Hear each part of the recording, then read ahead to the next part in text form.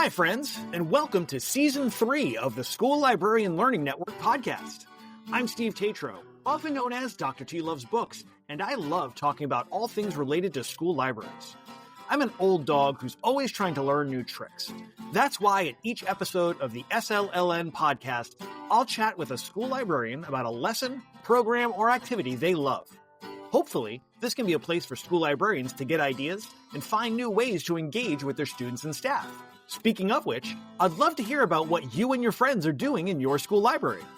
Email me at drtlovesbooks@gmail.com. That's drtlovesbooks@gmail.com to tell me about what you're doing, offer feedback about the SLLN podcast, or to request a podcast sticker. As Amy Herman likes to say, being a guest on a podcast is a great way to show your admins you are engaged in meaningful professional development and leadership in the profession. So drop me a line and let's chat.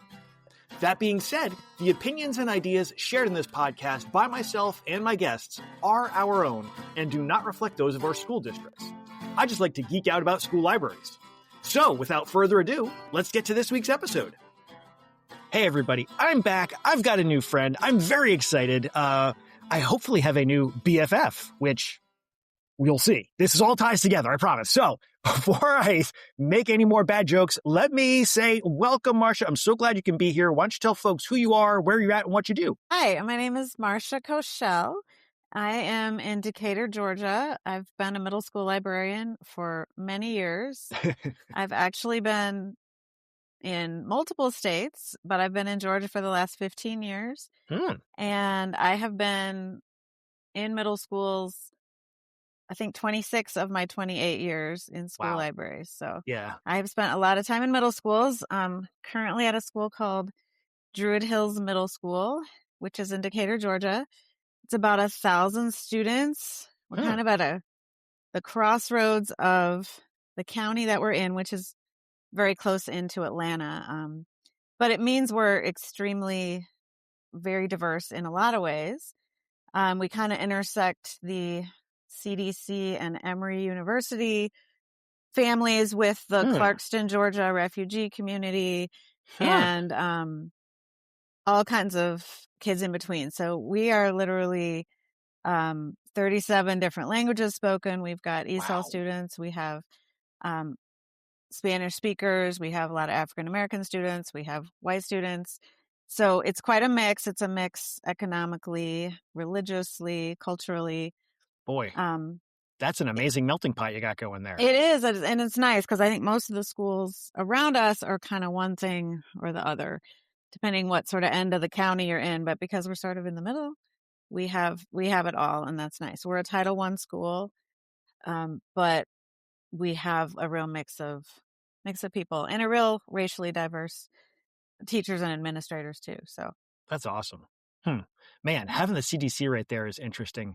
My town was the home for Bell Labs for a long time. So we had a very well-informed parent population for a very long time. And then they closed the labs and now our demographics are kind of in shift, but that's got to be really fascinating. Yeah, it does contribute. Around us, there's all kinds of people that are public health experts and dealing with a lot right now, as you can imagine. Being a public health expert right now is a really hard time, but we have a lot of expertise around us in that area. Oh, that's cool. Now, I'm kind of curious. How did you end up in school librarianship in the first place? What brought you to the library? Well, I had no idea what I wanted to do with my life. I graduated from college with a liberal arts degree, and I moved to Minnesota with a friend of mine. It was the early 90s, and nobody had jobs, and we did temp jobs. She was a music major. I was an American Studies major. I landed a job at a small publisher as an editorial assistant, and from that, I got a connection to a different publishing company, and I worked for this small husband-wife graphic design business, and they did design and layout of educational books. So I got a lot of computer skills, and I was able to sort of be the editorial assistant on books and do the layout of books, and I just kind of learned it from scratch. My boss, this was like 1992 or 3, and my boss literally said to me, you got to go find out what this thing called the internet is. And he sent me to a little community college class called the internet. So I could find out what it was for him. And he was like this computer guru guy. And he went on to do a lot of stuff. Anyway, it was a real like changing time. Yeah. So I got a lot of technology skills. I learned about this thing called the internet. And I coincidentally met a school librarian who was an international librarian. And it just hit me like, I want to be where the kids are getting the books instead of making them. I didn't want to be churning out the books as much as being where the kids are using the books. Right. And it just hit me like, oh my gosh, this could be an exciting job. Like you could travel the world. It wouldn't have to be maybe this stereotypical kind of job that everybody would have pegged me for when I was a kid because I was an absolute bookworm. And everyone would have said I was going to be a librarian. And I was probably like, no, I don't want to be what they think I'm going to be. But anyway, gave me the idea. I ended up getting my degree and have been in school libraries ever since. And like many people, I know that this is the greatest job, the best job in a school for sure. It's perfect. Feel like I kind of run my own business and do my own. I'm an entrepreneur. My product is absolutely reading. I get to do whatever fun events and promotions. And, I really feel like I get to do what I want. And middle school, didn't know I would love middle school, but ended up, I love the level of books in middle school. And, the way that the kids will do anything, you put any project out and they will do it. Yeah. They're so excited. They're like little kids. And then they can talk about, the deepest topics you can throw at them, so there's such a great blend of the little just uninhibited and the older able to sort of express themselves clearly in a way that you can actually understand where they're trying to get to, which you can't always get from the little kids. Right. And I really love the age group and the excitement that they have. And also they'll still listen to you somewhat. And they're still not super great at lying. You can right. tell. Oh, absolutely. Yeah. So, you get, it's just fun. And I have fun every day and absolutely read a ton of books. And we are definitely going to be talking books, but I gotta say, it's so interesting to me that you met an international educator librarian and that was sort of your take on what school librarianship could be. Because I think most people think of school librarian as you go and you sit and you're in the library and that's it. Like you're planted. But that's such a great perspective to have, that this is a much bigger world. I met her in passing. She would have no idea that she had influenced me. It just stuck. I was like, I could do that. Like this would not be a boring job. Like this, with the whole internet technology aspect of it and the fact that you get, these summers off and you could do this internationally. I never did do it internationally, but it's still an exciting place to be. Oh, absolutely. And that was literally like, I can point to like this moment when I met this woman and I went home and I was like, that's what I could do. Like that's awesome. This could be my path. Oh man. That's awesome. I have to throw in a little bookish thing. If anyone's listening, the reason I met this woman is that I am a very, very lifelong fan of the Betsy Tacy books, which some people know about and some people don't, but they're a Minnesota author. Maud Hart Lovelace wrote this series and they're largely autobiographical. And I absolutely adored these books growing up. When I moved to Minnesota in my 20s, that's where the author was from Minnesota. And there was an event at my local Barnes & Noble because it was Maud Hart Lovelace's birthday or something. And I was like, oh my gosh, there's more people that like these books. So I went to that event. And it was through the people in that organization where I met this school librarian. So it all connected back to my absolute lifelong beloved books. I love that. And I love that you said there's more people that like these books. Like that is such a great moment of books bringing people together. And it just, I always most people that I talk to seem to think that reading is a very solitary activity. And like, yes, you may be doing it by yourself, but there are so many social aspects to it. And I love that idea of, oh man, I get to talk to other people that like this author and like these stories. Like, that's such a great moment when you get to have that. Yes, yes. So speaking of books and making friends and all these awesome things, you have this really cool project that you're working on right now.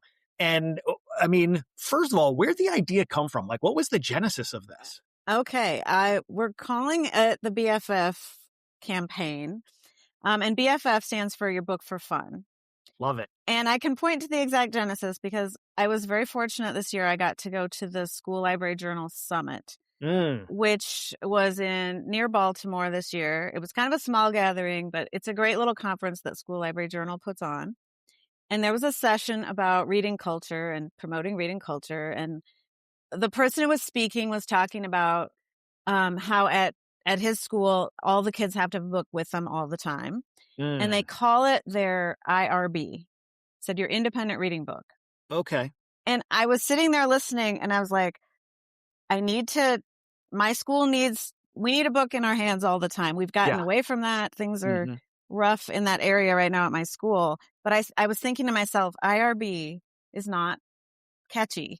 Yeah. What could it be? And yeah, I think of a doctoral degree and like I had to get my IRB review to make sure that I can do my surveys. Like IRB would not stick with me. Right. And I was at a school before that had ORBs, which were outside reading books. Oh.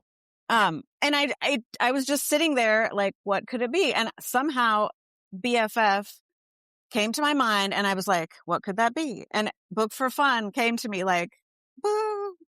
Awesome. And I said, I am going to have BFF is going to be my theme.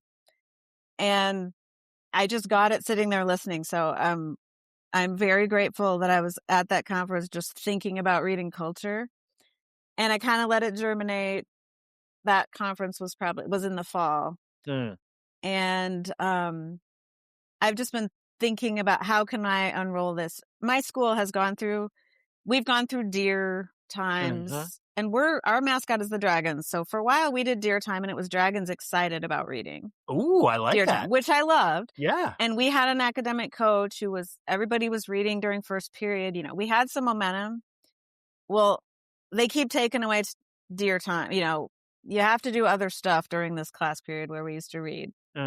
So that's kind of gone away. I think we're in a national crisis, but we're in a county and school crisis, I think, because our ELA curriculum is now reading excerpts from works and answering questions. And every teacher should be doing the exact same thing on the exact same day. And we bought the online textbook where you're supposed to use excerpts and they will literally allow you to read 3 pages of Hatchet and try to have the kids determine how point of view affects the plot when you don't even know that a plane crashed or that his parents were getting divorced or anything. Like the teachers are so demoralized. They are basically not allowed to teach whole books anymore. ELA teachers are they're very upset at what's happening. It's very test prep and our reading scores are lower. We're not doing deer time anymore. ELA teachers feel like they're not allowed to read books. So I feel like we're in this reading slump. The BFF idea came to me. So I decided it's not a big formal program, but I decided we're going to do this. I need to think of all the ways that we can just make reading fun again. And this is about, our little line is everybody needs a BFF.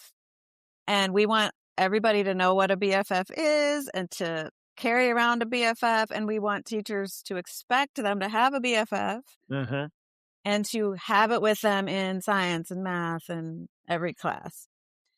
And what a great thing, like when you are making everybody aware, like, yes, this is going to be a school-wide thing and the kids should have a book with them all the time. And if they finish a test early, if they finish their assignment early in math or science or whatever, because it always seems like it falls to the English teachers to have to pick up that independent reading slack. And what a great opportunity to make this any place, anytime. Exactly. And we've always needed this. It just felt like things kind of came together where we really need it right now. Yeah. And we're also, I hope as a nation, we are swinging back on the technology use. Here's hoping. We're you're not supposed to have a cell phone out at all during the middle school day, which means there should be time to read, where kids used to literally be allowed to sit there on their phones. They can't. We just got a cell phone ban bill passed. So in next school year, no phones in schools. So fingers crossed, we're going to see how that goes. And we have it, although kids refuse, kids keep them in their pockets. There's still a little bit there, but it is so much better. We're on our second year of the expectation that we should not see phones. And they don't get them at lunch. Oh, nice. They are supposed to be put away in every class. But, teachers, you don't have enough time to collect and give back phones in every class. Absolutely. Yeah. But it is far better. There's no reason we should see them. And that I thought was good. We're also, I think, in a sort of swing back. We've been one-to-one Chromebooks for 5 or 6 years. I think we're now realizing they are playing games all the time behind our backs. Yeah. They all know how to get around the filter. So much of the sort of time that could be spent reading was just spent on Chromebooks. Yeah. So teachers are being much more conscious about you only open the Chromebooks when you need them. Right. They are not in your hands all the time. So yeah, we're starting to move in that direction too. I think there's just a realization like, wow, that wasn't the right thing. And we tried it. And, handwriting is great and reading books is great. Absolutely. Well, and it kills me too, because before I went into school librarianship, I got a degree in administration and supervision. And one of the things they talk about is like getting the most bang for your buck. Like what's the least expensive way to get the most impact for your students?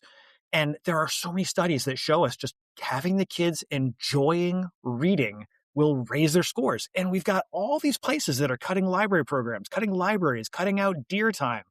And then they're spending all this money on these programs to like have the kids read excerpts and answer questions. Like that's going to make their test scores go up. It's like, no, you want to make their test scores go up.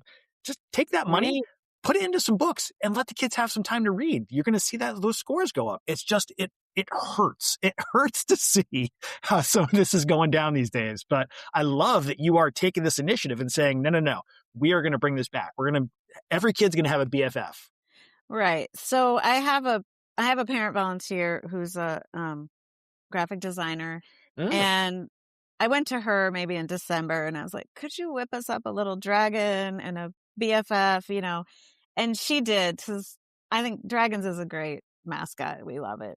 Yeah. So I've got a dragon, and it says, "Who's your BFF?" and the dragon's holding a book.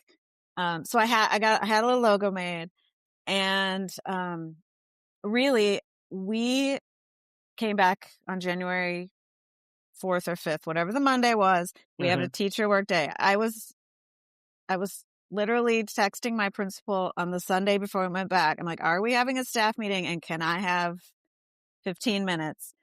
She knew this was coming and she's very supportive. But excellent. I didn't really know what was going on. But I was like, I think I need to roll this out. And she said, yes. I had a presentation halfway done between Sunday night and Monday at 9:30. I finished it up and I had already done some research. So I got in front of the staff, the entire staff. It was she gave a kind of back to school speech. I got up and I laid it out. I said, here's what's going on. The test scores are lower. The ELA teachers are not allowed to read books anymore. We need this, I said. And I laid out some of the research. There was a statistic that showed that kids who fail a 6th grade English class, 82% of those kids will not graduate from high school. Wow. Which really got people thinking like what we do matters so much in middle school. Yeah. And then there was other data, and I have links to those in the presentation that will be in the show notes, that was showing 15 minutes is sort of this magic number of if kids read 15 minutes a day for pleasure, fun reading, that's enough to bump those lower achievers to the next level. And reading 30 to 60 minutes a day is better. And there was also data saying this works across socioeconomic groups. It didn't matter. There was good data. There is good data showing the more you read, the better you do. Yeah. There was a lot of, how many vocabulary words. There was a lot of details. I ended up cutting most of it because for the staff meeting, I was like, I got to be quick. Mm-hmm. I need to make my point. So I said, this 82% don't graduate if they can't read in sixth grade. And then we did the 15 minutes a day is all it really takes.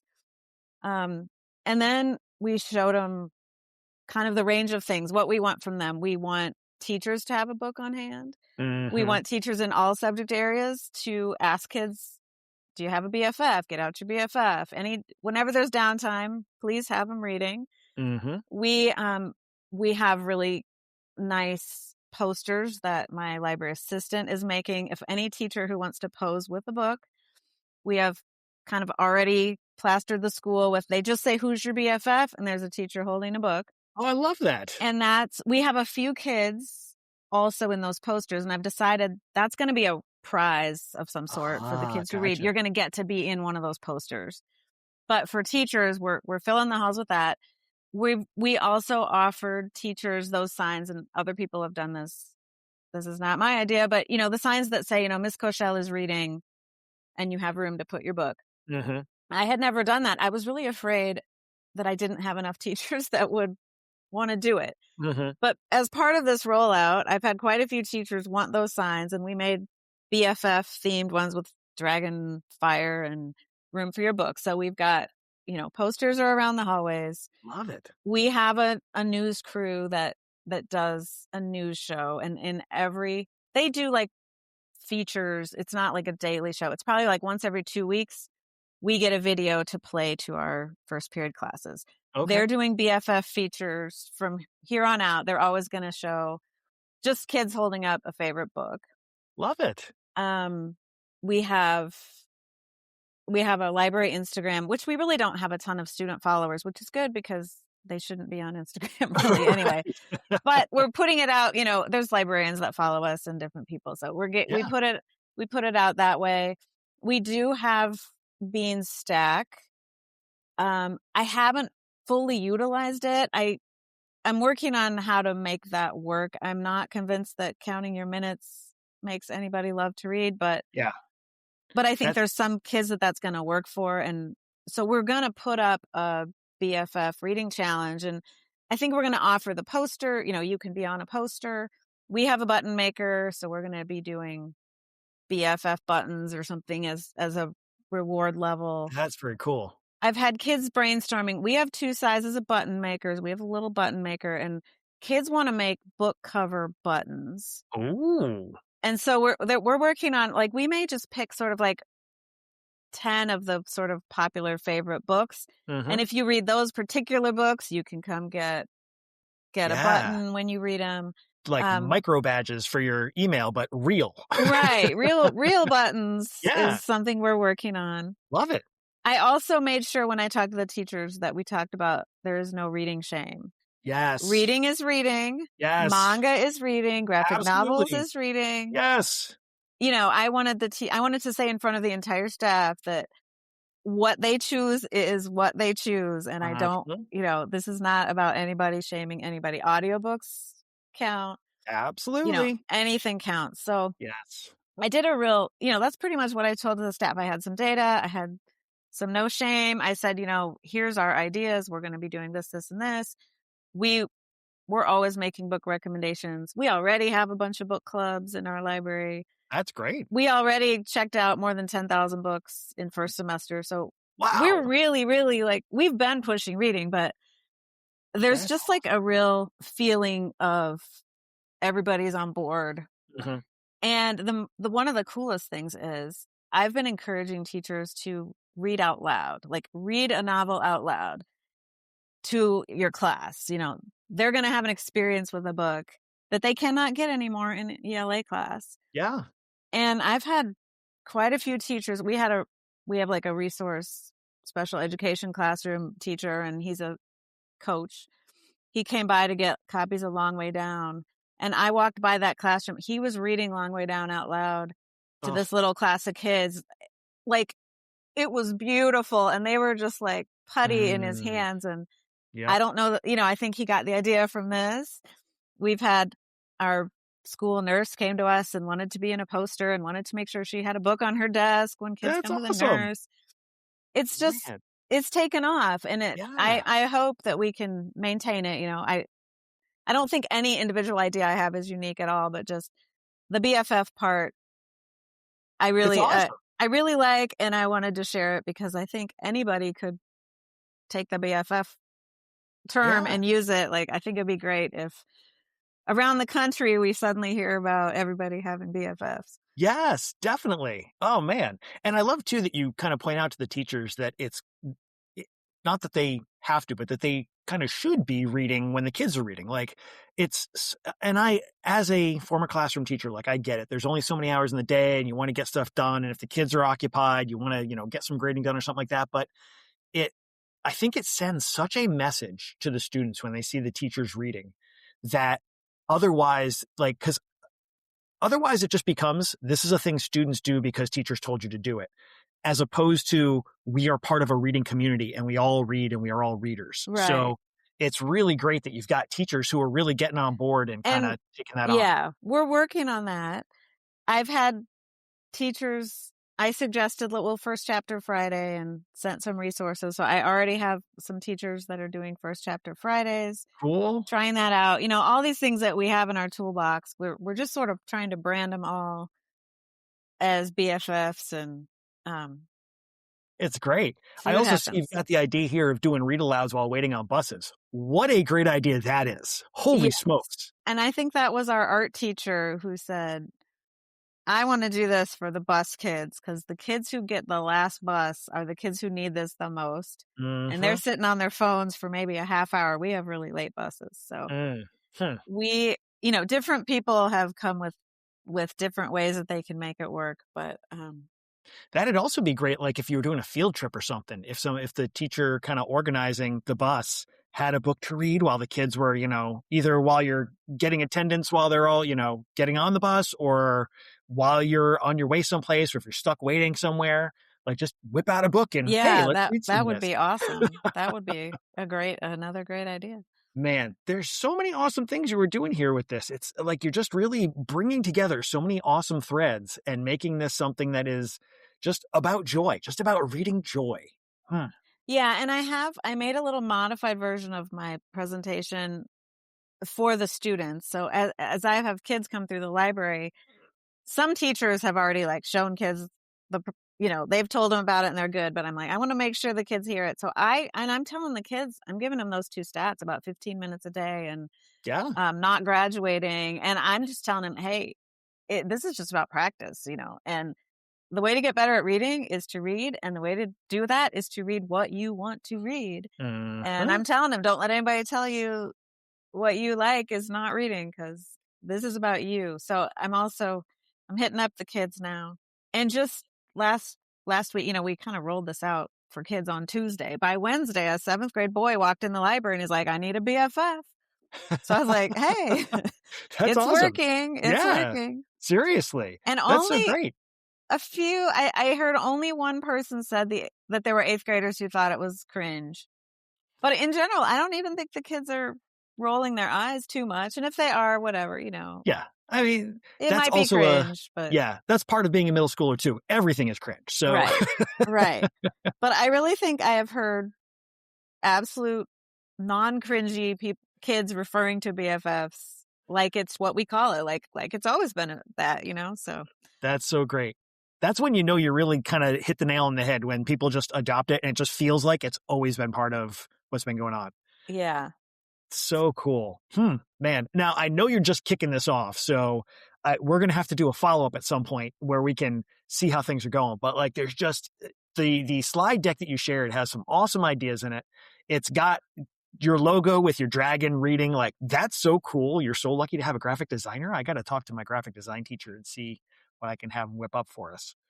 But to be so honest, many great bits here. I think Canva can make anybody a logo, somebody holding a book that says BFF. So right. We now all have the ability to get a pretty good little logo. That's fair. Our counselors came in the next day and said, we want t-shirts. Ooh. So we have this logo. We own the logo. So we're working on BFF t-shirts. That's cool, man. There's so many things you could do with this. Oh, it's so awesome. It's so awesome. I'm so glad that you wanted to come and share this, because it's books for fun. That's what it should be. Books for fun. Yeah. Oh. And I don't know if I'll ever really have follow-up data, because if our reading scores go up, they're going to say it's because of this reading curriculum where they're reading excerpts, but we're going to know, no, it's because we got the kids reading. Yeah. So I don't know if we'll ever prove that it was us. But even if all you do is build a culture that feels like reading is part of what you do, as not even just at school, but just like generally that human beings should be reading. Yes. That by itself, like, yes, absolutely, you deserve the credit for doing what you're doing, but also that just knowing that you are putting this good into the world and making the students' worlds larger by helping them see this. Right. And it's not that I care so much about test scores. I would love to prove that reading helped the test scores, not excerpts and questions. Yes, absolutely. But I do agree. Like, what I really want is kids who will go through life reading books and read whole books, because we're there's been New York Times articles, Atlantic articles. Kids are getting to Harvard having never read a whole book. Mm-hmm. If you're a literate person reading these articles, it's happening everywhere. We're not finishing books. Yeah. Which is part of why I think teachers reading out loud to kids in middle school is almost essential, because they're going to finish a book and have an experience with a book where they might not have on their own. And, with English language learners and kids who struggle to read, we don't know how often they've ever finished a book, and just they need the feeling, the experience, the joy of a story, that will stick with them. So absolutely. And also I think they need the sense of accomplishment of I did this thing. Like, it's so easy for them to just walk away from stuff and never finish anything these days. So like, even that experience within the reading, I think, is valuable for them too.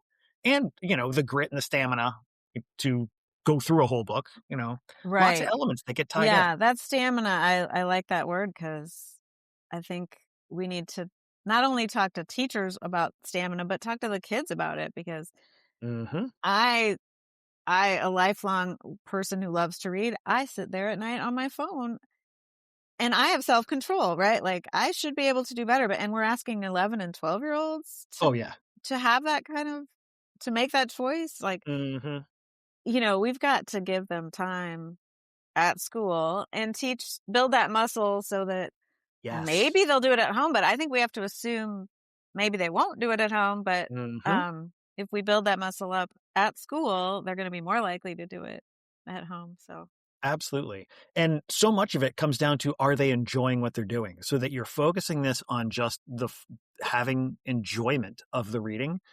Because if they don't enjoy it, like, they're not going to, doesn't matter how much you bang them over the head, they're not going to do it if they don't want to do it. So hooking them in with whatever it is that makes you happy, whatever it is you want to read, no shame, no judgment, just we're going to find the thing that works for you.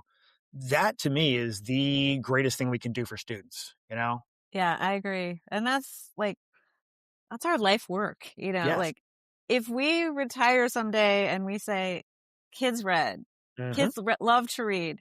There's kids that remember a book because we recommended it. We handed it to them. We book talked it. I mean, we may never know with some of those kids, but probably won't know for most of them. But no, not kind of have to take it on faith that you put it out there and you did the things you could do. And some kids picked up books that they wouldn't have otherwise picked up. So there's nothing wrong with that. I actually had one of my friend's daughters was dating a boy, and it turned out, he had gone to my middle school, and he was now 21 years old or something. And I met him and I said, oh, hey, hi, I was your school librarian. And he's like, you recommended Steelheart to me. And I was like, that's like the best thing you could say to me. Like, he remembered the book that I had recommended to him. That's awesome. So, if that kid remembered that, how many other kids are remembering that? Absolutely. And remembering whatever their teacher read to them. So I feel like if I make a good recommendation to a teacher, like, you should read Long Way Down, guaranteed they will love this book. Mm-hmm. I will never know. Those kids will remember Coach Bailey reading it, but if I'm the one that told him about it, then I've done my job. So. It's ripples. We ripple through the world. I love it. Well, this is awesome, and I am so glad you came to share this. And I think we are at the point where we're going to take our 90-degree turn and go into our book break. Book break. Squiddy. All right. So anything you want to share, bring it on. And I believe we're going to not just talk books specifically, but also generally, I think we're going to talk a little bit about books. Right. Do you want me to talk about a book or talk about the Young Teen Lit first? Let's start with Young Teen Lit first. Okay. I have been on a bit of a mission for the last several years. As I told you, I've been a middle school librarian for, I've been in the business like 28 years. I feel like I've cycled through, I've been in the golden age of the Hunger Games and the Maze Runner and Speak and Alex Rider, all these books that had 7th and 8th graders just crazy about books. Yes. And it was an era when you could, all of those books, Hunger Games and things like, I remember reading Hunger Games and thinking, oh, I wouldn't give this to the 6th graders maybe, but I would, 7th and 8th graders are really going to resonate with this. Yeah. And I'm pretty sure Katniss was 15 or 16 in those. She wasn't too beyond their age, but this had heavy topics. Oh yeah. Same with most of these other ones that I'm talking about. They would feature a 14 or a 15 or a 16-year-old. Speak had a 14-year-old who had been assaulted, and Alex Rider was 14, and he stayed 14 for a long time through a lot of books. So I feel like there was this age where there were books that were great for 7th and 8th graders. And I have noticed over the last probably 10 to 15 years that there's no more characters that are 14 or 15 in books. Yeah. It is almost impossible. And for whatever reason, the publishing industry has decided we have middle grade and we have young adult. And if you look at a middle grade book, it will have a main character that is 12 years old. Yep. I would like to do a study, but I would wager 90% of the time it will have a 12-year-old main character, which is great. If you're an 8 to 12-year-old, you want to read up, you want to read about this maybe 6th grader or something. Yeah. Well, that's it. They're all 5th and 6th graders. And there's some great books about 5th and 6th graders. Right. But they're 5th and 6th graders. If middle grade is for 8 to 12-year-olds, that's great. But they now try to tell us that middle grade is for 8 to 14-year-olds. Yeah. And then they have these like upper middle grade books, but sometimes there's a 13-year-old. They have childish looking covers. They look like a little kid, but they want to be a little older to tell us that they're writing books for us, but they're not meeting our needs. So these middle grade books are like 8 to 12-year-old books, I would say. And they're lovely and fine, but when you're a 7th grader who's ready for, the Hunger Games, or they're out to get us, or, murder mysteries, which is so popular right now. Yes. You're not getting that with your 12-year-old characters. And then young adult books, which I'm going to go out a limb and blame it on Twilight, when all the middle-aged women got into young adult books. They have 17-year-old characters and older. And there's actually been a study. I met Allie Watkins, what's her name? She had a session at the ALA conference. She has done the research from the last 10 years. I believe 90% of young adult books that have been bestsellers from maybe 2014 to 2020, 24 have had a 16 or 17-year-old main character, or 18 or 19 or older. There's just no room in either category. There is not room for characters in the middle. Yeah. So all that to say, that has been something that just drives me crazy. You look at a book, you order these books, you get them in, they're like, oh, that's about a 12-year-old. That's about a 17-year-old. They're all at those edges. Yep. So I wrote an article that was published in the Teen Librarian Toolbox blog on School Library Journal a year and a half ago. And I called it like my manifesto for middle school books. And I was just saying, here's what we need in middle school books. And then a librarian in Michigan named Kristin Chattel. At the same time, she wrote for Teen Librarian Toolbox, she wrote about the problem of long books. How so many books are 300 to 400 pages. Mm-hmm. We need shorter books because our 7th and 8th graders who are not readers or don't identify as readers, that is a non-starter to pick up a big book. Yeah. So she wrote that. She was on, we both ended up on Amy Herman's podcast, the School Librarians United.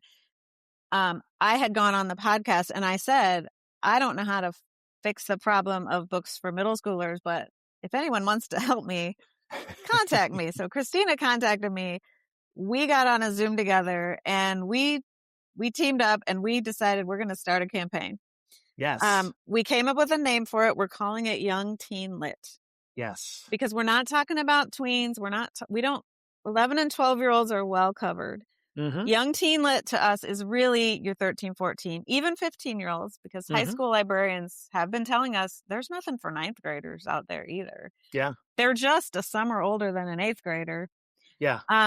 So our age range that we're calling Young Teen Lit is really 12 to 15 because we put 2 numbers on the end, but we want books for those 13 and 14-year-olds more than anything. Yep.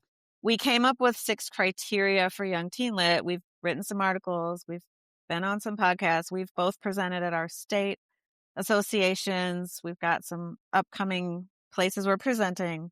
Love it. But That's just kind of summarize, we have 6 criteria. We believe that there is a lack of books for young teens. And what we are looking for is books that are appropriate for 12 to 15-year-olds. They can have complex and edgy themes. They should deal with hard topics. And they should have main characters that are like 8th to 10th graders. Yes. And if a book is recommended for grades 3 to 5, it is not a young teen lit. It's just by definition not. Yep. Because you've seen it. They try to say, oh, this book's recommended for 3rd through 8th grade. Like, then it's not recommended for 8th grade. Like, yeah, no. Let's be real. Mm-hmm. They might be lovely books that some middle schools might like, but it is not for 8th graders if it is for 3rd graders. So yes, absolutely. And I would even argue that, like, not only 3rd through 8th, but like if it's got 5th grade in there, no, they're not going to read it. Yeah. We need main characters that are literally 8th, 9th, and 10th graders. Yeah. And that's so 7th, 8th, and 9th graders will want to read about them because you don't even often kids want to read at least one grade level older than they are. And we've been seeing a lot of actual 13-year-olds lately. Like, people are maybe writing 13-year-old characters, but to get an actual 14 or 15-year-old is still hard. Yeah. So that criteria 1 is mostly getting those ages, the ages of the characters older. Criteria number 2 of Young Teen Lit is we want to see diversity in all genres. And that we especially need murder mysteries, romance, horror, adventure, sports, and humor. Yes. It feels like there's enough realistic. I think fantasy is kind of the realm of good readers and they're doing okay. But horror and murder mystery, I think, is what kids who watch a lot of movies and TV want. Absolutely. And those are not, they're not getting on the shelf. Yeah. Right. So we want those genres, and we want to acknowledge, like, the diversity we've had in recent years is incredible. And the more we can continue to have diversity is great. Absolutely. Our 3rd criteria is about the length of the book. We just need shorter books. They still need to be complex and edgy and have older characters. We're not looking for 5th graders in shorter books, but we need shorter books. Our 4th criteria is the covers. They've got to appeal to older kids. They need to look more like YA books. Yes. They cannot be like a watercolor painting of a couple of sad kids, right? Which, we know, what, when you see it, if they made something that looks older, we can tell. Our criteria number 5 is format. Young teens have really responded to Long Way Down and The Poet X and those novels in verse. The fewer the words on the page, sometimes the better. I don't think they care that it's poetry. They care that it's not a wall of text, that it's easier for them to get through and they can achieve. But kids also have really responded to, obviously, graphic novels, If books have a lot of texting or messaging or something like that, they tend to go for the variety of formats. So Yeah. we believe that young teen books should be written in a variety of formats and should reflect how teens are communicating with each other. Yes. You know, at least some of them. We're not saying everything needs to be in text, but and what a great open field for an author to step into and say, yes, that's what I'm going to run with. Yes. And if you've seen any of the Game Changer books by Tommy Greenwald, they're sports related. They're about 8th graders and they're all in messages and text. It's a good example. Okay. He's doing that. And obviously there's a lot of novels in verse and graphic novels. And our final criteria for young teen lit is we need highly engaging books that are going to get kids excited about reading. And that's going to involve compelling plot lines, shorter chapters, and we need more mass appeal. And it's hard to quantify that, but we know, like, we could use another Hunger Games, you know, we could use Wimpy Kid aged up because we need humor, but we need it a little older. And there's lovely, lovely books that come in that are sort of esoteric and sad or whatever, but we have a need for some mass appeal. Like, there are certain kids who will not pick something up unless it is sort of sensational. It's the next best thing. It's the next Good Girl's Guide to Murder, whatever. So it doesn't necessarily need to have the flowery language and the poetic, you know, it doesn't need to get into the depth of a variety of English elements and figurative language and stuff. Just like get us a story, keep it moving along. Yeah, like, you know, a good spy story or a good mystery. Yeah. And we're really, our 6 criteria, we're really aiming this at publishers. It's like, we are reading and these books are not out there. You know, there's a handful here and there, but we don't think they're getting published. So we're trying to get the word out. Librarians just nod their heads at us. They're like, yes, we agree. We've had a lot of interaction with booksellers. Booksellers are like, yes, we don't know what to recommend to that 7th grader who comes in our bookstore. We're afraid to give them a YA book because we don't know how racy that YA book is. Yeah. Because that's the other issue with YA characters being 17. There's a lot more, you know, there's raciness going on there that just does not fly in a middle school.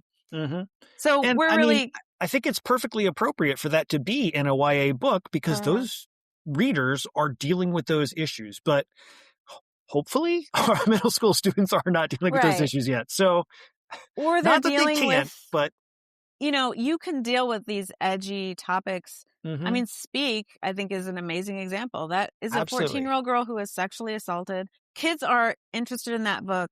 They have been for 30 years. And it is fully appropriate in a middle school library. Like, it's essential, but it is not salacious or too sexy. You know, it's not aimed at your middle-aged woman who really wants to read. You know, it also seems like so much of young adult is dark academia and romantasy. There's a very female bent to it too. Yes. So, and we don't have it in our criteria, but it's hard to just find books that boys are going to want. And there are sort of our top reluctant readers, you know? Yeah, so, absolutely. So we've been just trying to get the word out about the books we need. We have a website and we've been putting together some really great lists. If people are out there wondering what they can recommend to those like 13, 14-year-old kids, we have a whole list of, we have horror and suspense, we have sports, we have realistic, we have kind of a general list. So it's youngteenlit.com. We're posting a lot of resources. We're also on Blue Sky and Instagram, trying to get publishers to see what we're doing.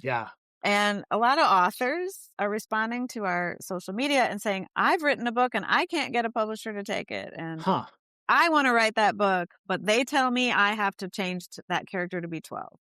Man, so I feel like the publishers are leaving money on the table here. Like, you've got a built-in audience for this stuff. You know what?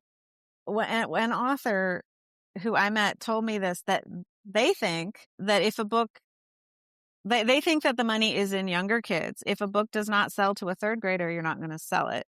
That's why they want it to be 12. They want you to cover your bases. They will tell the authors you got to make the character 12 because parents are buying books for 3rd and 4th and 5th graders. But by middle school, you're in limbo. And then as far as the older kids go, they will tell authors you have to age that character up. They have to be 17 or 18 because people in their 20s are buying these books. And there's money there and there's money there, but they don't think there's money in the middle. Oh my gosh, it just boggles my mind so much. I know. And I'm like, you have no idea if somebody wrote the next Wimpy Kid for older kids, how rich they would be. And I know you can't just produce the next funny book. Humor is very hard, but boy, look at The Good Girl's Guide to Murder. If we had more of that, just one notch down, it's still middle school kids still read it, but it's a notch.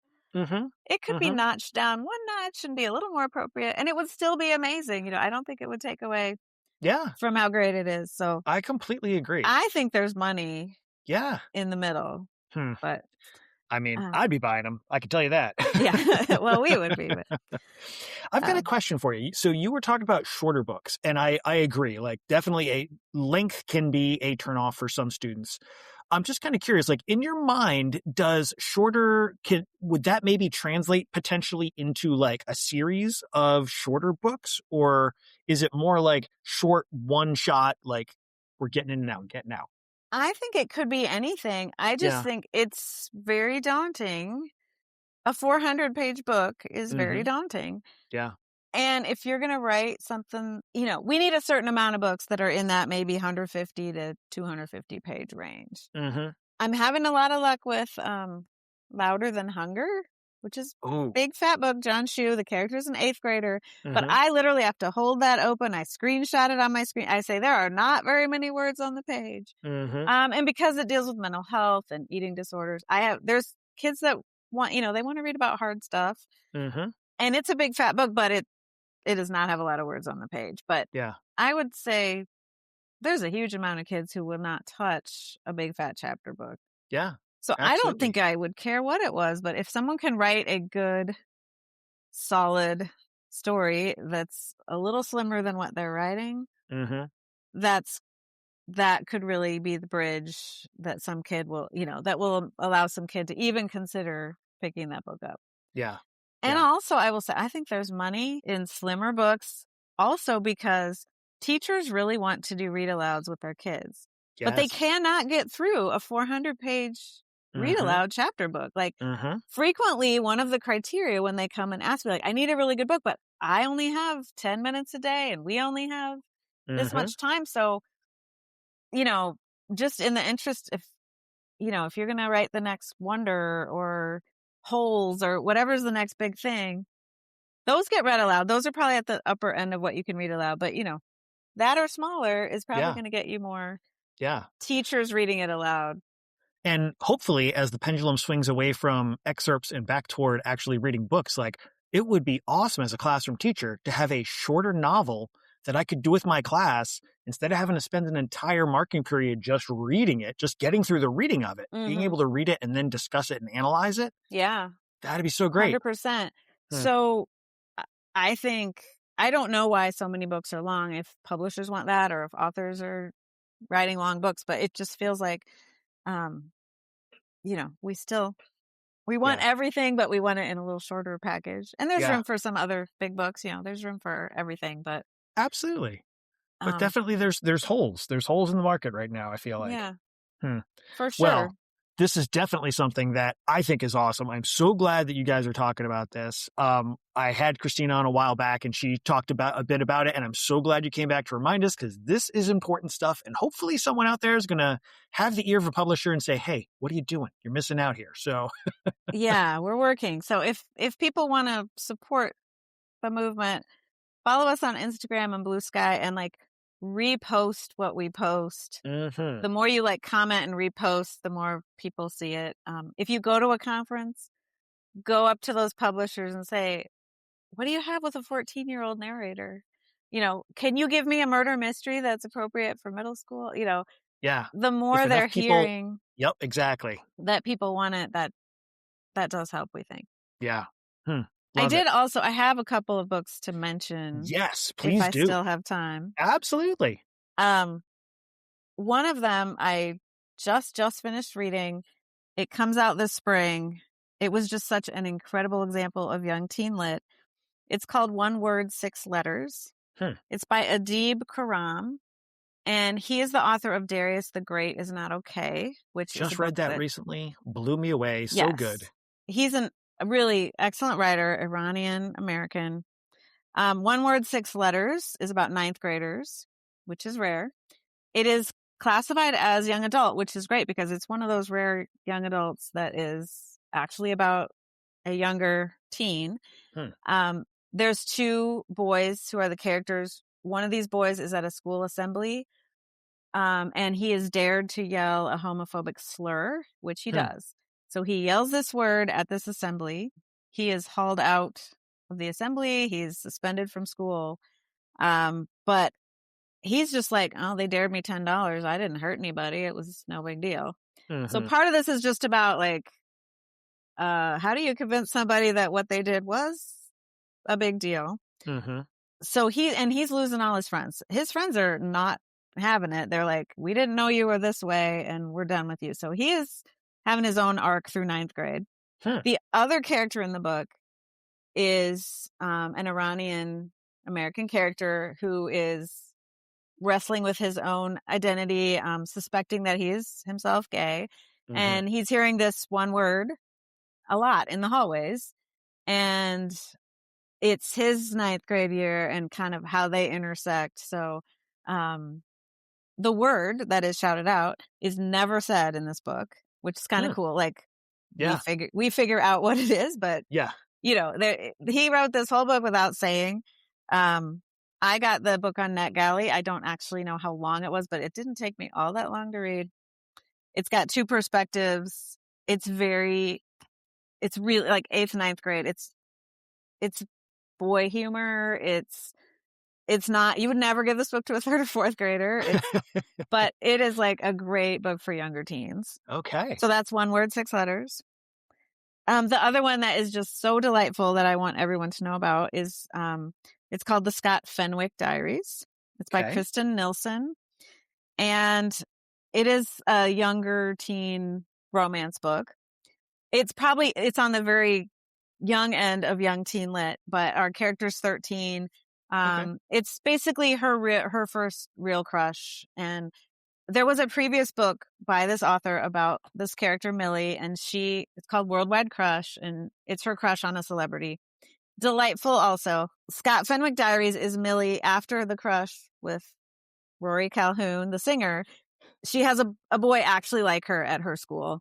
And, you know, what do you do? How do you act? So this is like an actual 7th grade romance. It's just hilarious. She is in the realm of Judy Blume. Like, it's she's so funny. It's delightful as a middle-aged woman to read this because there's so much humor in there for us. You know, she's referencing Little House on the Prairie and The Sound of Music, and the grandma is very funny. And anyway, it's a delight. It's super well written.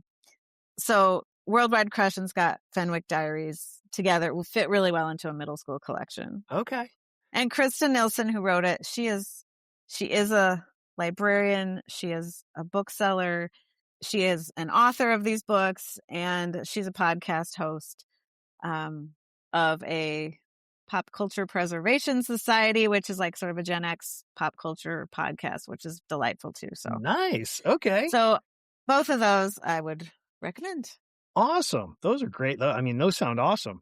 I'm just kind of curious. The Scott Fenwick Diaries, is it like a true sequel that like you're going to have trouble if you don't read the first one, or is it? I honestly don't think you would have to. I think kids might want to, but it's really, you don't need to know what happened. You could totally read it as a standalone. Okay. But they're both delightful. They're both 7th grade. I think she's in 7th grade in both of them, but yeah, you really could pick it up and not have to know about her whole celebrity crush that she had. But whenever you get characters that are kind of traversing their lives throughout different books, it's always interesting to sort of see which one grabs your reader versus the other one, you know, because I don't know why the Scott Fenwick Diaries sounds like something that I could hand a kid and they would absolutely eat it up. And then I can see them coming back and They going, might are go there back, more like this? right. And then making sure that they get their hands on the first one. And it's a pretty funny story. I've heard Kristin Nilsen talk about this book on her podcast. And Scott Fenwick was actually a boy in her like 5th grade class that she was enamored with. And she wrote this whole book and she just used this Scott Fenwick name. And then when she found out that they were going to use his name in the title of the book, she realized, like, I got to find Scott Fenwick because he's a 55-year-old man somewhere who's going to hear about this book. So she had to like track him down and say, I was in your 5th grade class and I had a crush on you and I've now written this book. And he said, okay. But Scott Fenwick is an actual middle-aged man. That's amazing. So.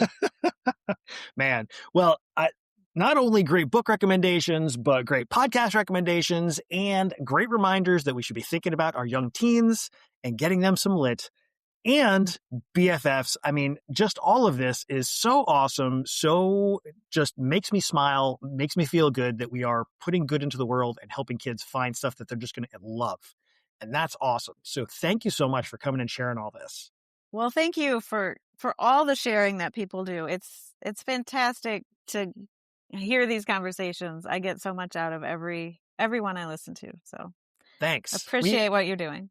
I just love having the conversations because everybody's just always got so many interesting thoughts and ideas and, it's all just so good to have these conversations together. So we've got people, if they want to find you for Young Teen Lit, they know where to go looking for you.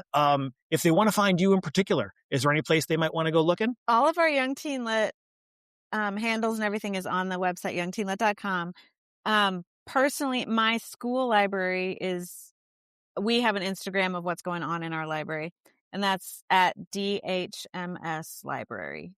Awesome. Folks, keep an eye on it. You're going to see good stuff. You're going to see good stuff coming out of this library. You don't want to miss it. Thank you so much, Marcia. I really appreciate you taking the time and coming to share this idea with us. It's so great. Thank you. Well, thank you very much. Thanks for joining us for this episode of the SLLN podcast. Be sure to check out the show notes for the episode. They feature links to resources shared by our guest, as well as ways to keep in touch with them, and links to the book break titles. I'd love to hear from you. If you have feedback, a comment, an idea, a question, or something you want to share, you can email drtlovesbooks@gmail.com. That's drtlovesbooks@gmail.com. Know a librarian with something we could learn from? Let us know. Until next time, be good, be safe, and be well.